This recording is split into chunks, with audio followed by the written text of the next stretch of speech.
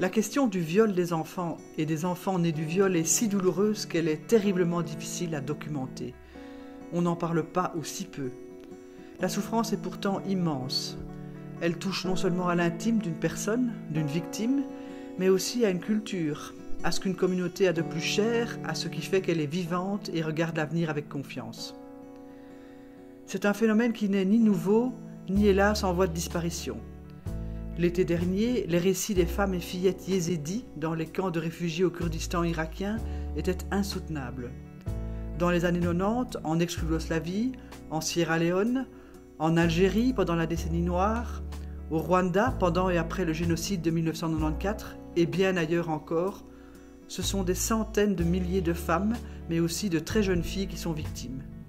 Au Mali, le viol punitif, pour celles qui ne se pliaient pas aux règles imposées par les fanatiques, a été pratiqué massivement et aujourd'hui les organisations de femmes et des droits de l'homme se mobilisent pour faire reconnaître les faits. Sans parler de la Syrie, où la Ligue syrienne des droits de l'homme évalue à quelques 50 000 les cas de femmes et très jeunes filles violées et violentées avec un sadisme épouvantable devant leurs frères et maris. Des résolutions existent pourtant au niveau international sur les enfants dans les conflits armés et les enfants soldats, telle la résolution 1882 du Conseil de sécurité. Elle vise, je cite, à mettre fin aux meurtres et mutilations d'enfants ainsi qu'aux viols d'enfants et aux autres violences sexuelles à leur égard. Mais les faits sont là. Ces enfants nés d'un viol sans identité ni reconnaissance légale, ces bébés ou très jeunes filles violées sont stigmatisés, montrés du doigt, voire exclus de leur communauté. Ils sont pourtant la génération de demain. Et comme le dit le docteur Mukwege, leur devenir constitue potentiellement une véritable bombe à retardement qu'il s'agit de tenter de dégoupiller. Nous avons voulu passer de l'indignation à l'action. Pas à l'action immédiate, mais à la reconstruction avec les acteurs locaux et dans la durée de ces petites vies brisées. Il faut d'abord disposer de données claires permettant de les suivre quand ils et elles sont de retour au village. Il faut ensuite sensibiliser les communautés locales pour qu'elles les prennent en charge, qu'elles dépassent les tabous. Ces enfants sont victimes, ils ne sont pas responsables. L'ignorer, les ignorer, c'est aussi mettre en péril toutes les initiatives de paix et de reconstruction d'une société après un conflit.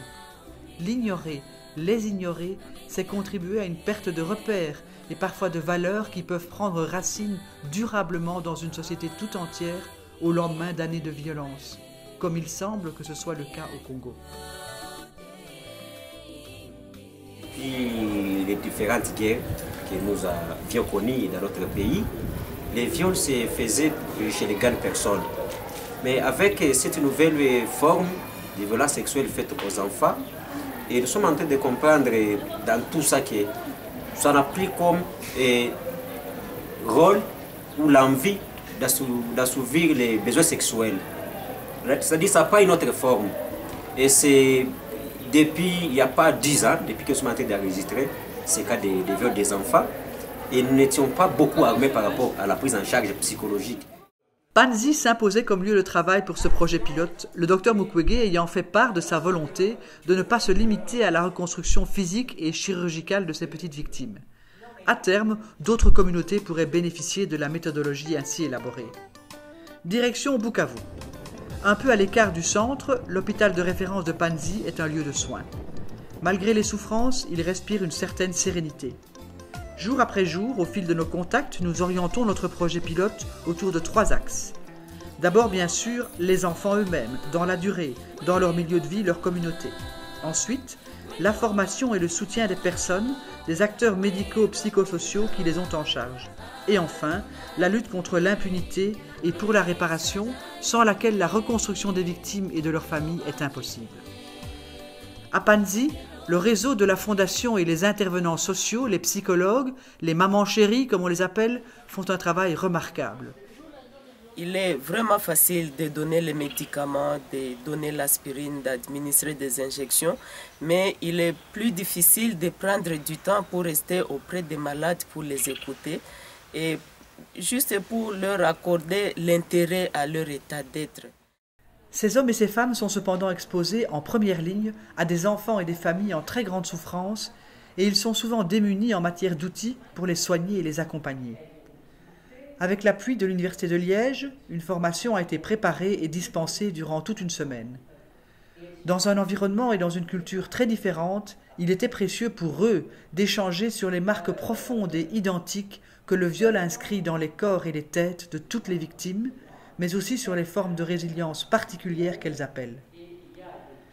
Comment rendre à ces jeunes filles et ces enfants la sécurité intérieure alors même que la sécurité extérieure et la bienveillance de la communauté font défaut?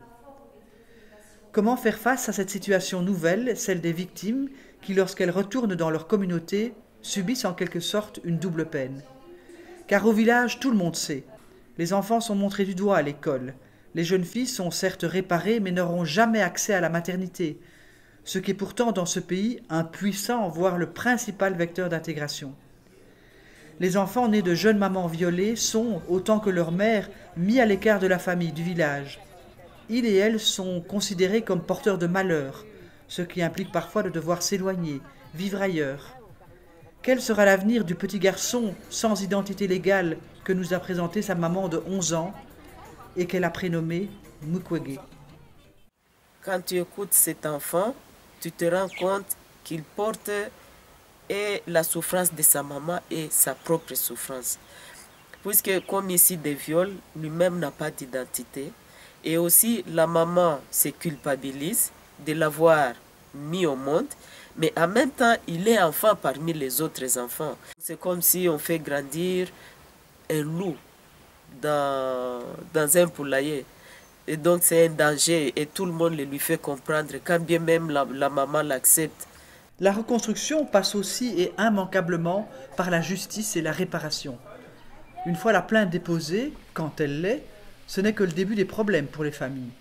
Remise des procès, insuffisance d'enquête et d'investigation, pas de réparation en termes de dommages moraux et financiers. Très souvent d'ailleurs, les familles se découragent ou acceptent de mauvaises propositions de transactions pour éteindre les procédures. Mais quand les parents nous ont relaté les faits, ils nous ont dit que parfois ce sont des militaires. Il y a certains des dossiers où nous avons vu que des policiers ont violé. Et nous avons même commencé à notre niveau des petites actions pour voir comment faire arrêter l'auteur. On avait même mis la main sur un des auteurs qui était un policier, mais par après on nous dira que non, il a été transféré par son poste de police, il a été milité quelque part pour une destination inconnue. La vie ne s'arrête pas au viol. Le viol a eu lieu, il y a eu la nuit, il y a eu les jours, il y a eu l'école, il y a eu les vacances et la vie continue. Donc, il faut continuer à vivre. Voilà. La pire chose qui puisse arriver à ces enfants, ces jeunes femmes, à leur communauté, c'est le déni. Contribuer à remettre debout celles qui ont payé très jeunes un si lourd tribut, c'est parler d'elles, prendre la parole pour elles. C'est ce que nous avons voulu dans un premier temps. C'est aussi apporter un soutien dans la durée à ces enfants, ces générations sacrifiées. C'est pour quelques centaines d'entre elles et d'entre eux que nous voulons tester un modèle, une méthode, des outils et surtout la construction d'un réseau d'acteurs. Car c'est évidemment à eux que revient de faire le travail, mais c'est à nous qu'il revient de les soutenir.